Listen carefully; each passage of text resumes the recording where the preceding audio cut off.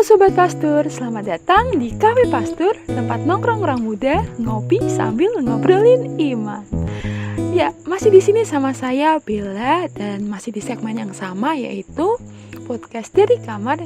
Yang hari ini kita akan mendengarkan cerita pengalaman iman seorang muda yang akan bercerita tentang keadaan yang ia alami, di mana ia itu merasa sesuatu itu udah mustahil untuk ia dapatkan, tapi nyatanya ternyata dapat juga.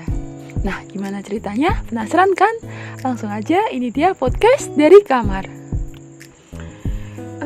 Sebelum ceritanya mulai, saya mau buat pengakuan dulu nih. Kalau sebenarnya seseorang muda tadi yang mau cerita itu saya sendiri.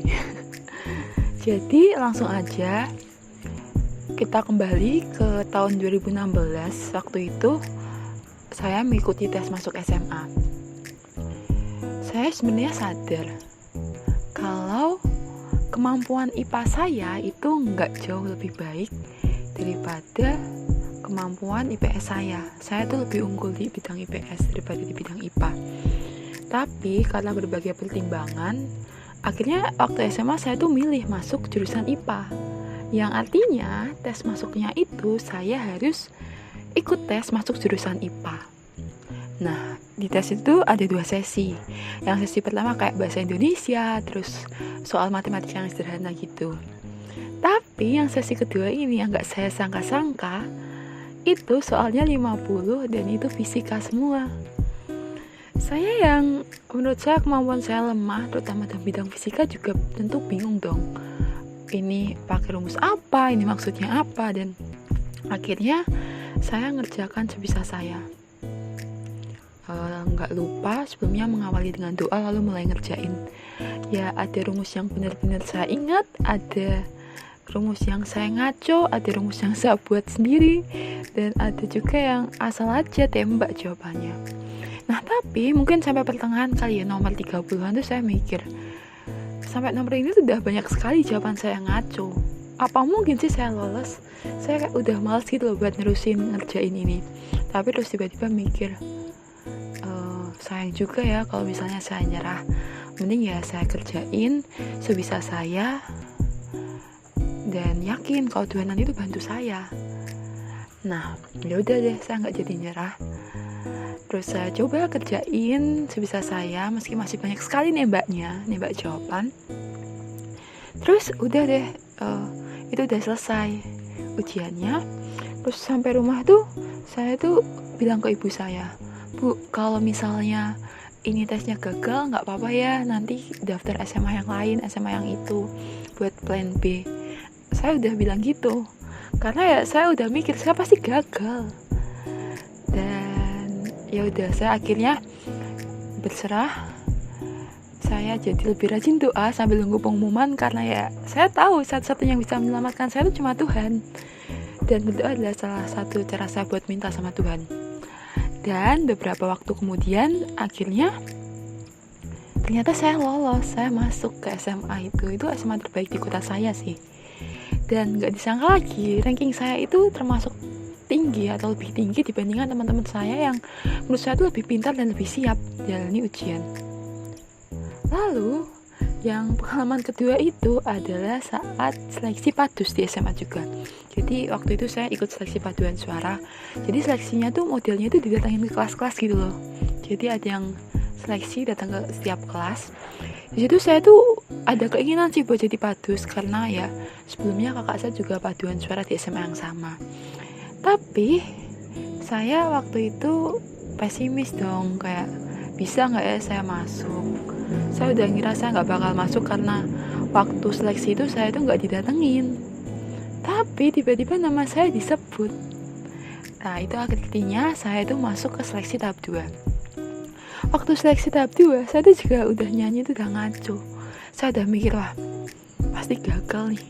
Suara teman-teman tuh merdu-merdu banget, jauh banget lah kok dibandingkan suara yang saya yang sangat pas-pasan. Tapi ya tadi ada aja cara Tuhan menyelamatkan. Ada suatu cara Tuhan menyelamatkan yang akhirnya membuat saya lolos di seleksi padus itu. Saya nggak pakai jalur belakang, tapi ya akhirnya saya lolos. Nah, lalu apa sih yang saya pelajari dari sini? Satu hal yang saya pelajari dari sini itu, nggak satu hal sih, sebenarnya banyak ya. Salah satunya yang pertama itu, saya ingat betul, meski saya tuh nggak percaya sama kemampuan saya, tapi saya tuh percaya sama kemampuan Tuhan, bahwa bagi Tuhan nggak ada yang mustahil. Jadi waktu itu meski saya merasa nyerah aja deh, tapi untungnya tuh ada Roh Kudus yang mengingatkan saya bahwa saya tuh nggak sendirian, ada Tuhan yang menemani dan memampukan saya.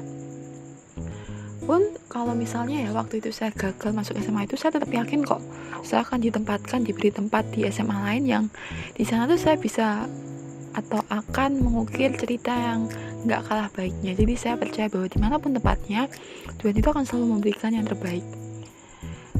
Nah, di dalam kesulitan Tuhan itu memberi kemudahan, di dalam segala kemustahilan Dia menghadirkan kejutan.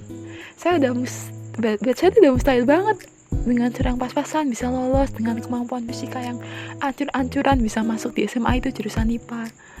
Tapi ya nyatanya semua bisa, semuanya terjadi. Itu semua karena kemurahan Tuhan, bukan karena kemampuan saya.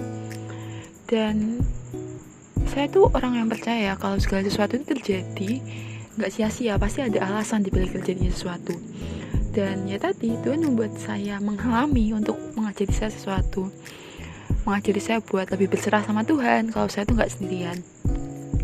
Saya pernah ketemu kalimat yang indah banget, tapi di sini saya nggak bisa nyebutkan siapa yang nulis karena saya udah lupa. Ini saya tulis di Facebook, ini pernah saya posting di Facebook, itu udah lama banget. Itu intinya kalimatnya adalah gini: jika kini diizinkan mengalami, mungkin karena kita juga dimampukan untuk melalui. Jika kini diizinkan mengalami, mungkin supaya kita bisa mencegah agar orang lain tak ada di posisi ini. Jika kini diizinkan mengalami, mungkin agar tak jatuh 2 kali.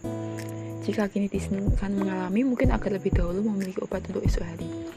Ini kalimatnya dalam banget, tapi meskipun yang relate itu, yang cocok itu cuma kalimat pertama, tapi memang sengaja saya baca sampai akhir karena kalimatnya bagus banget. Dan kalimat pertama yang cocok itu tadi adalah, jika kini diizinkan mengalami, mungkin karena kita juga dimampukan untuk melalui.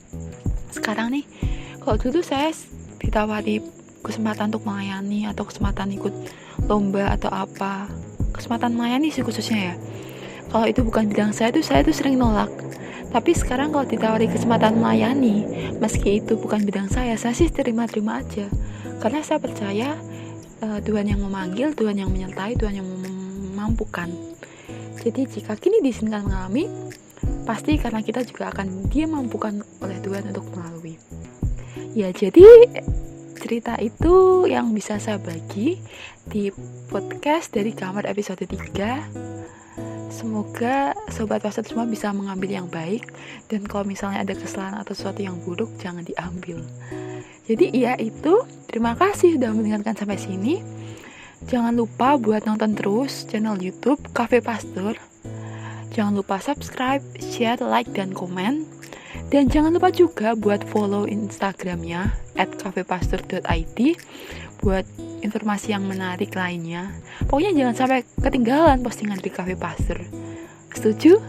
Setuju dong Cafe Pastor. Setuju dong Sobat Pastor. Sampai salah nih saya grogi. Setuju kan Sobat Pastor? Ya. Akhirnya segitu dulu. Terima kasih banyak. Sampai jumpa.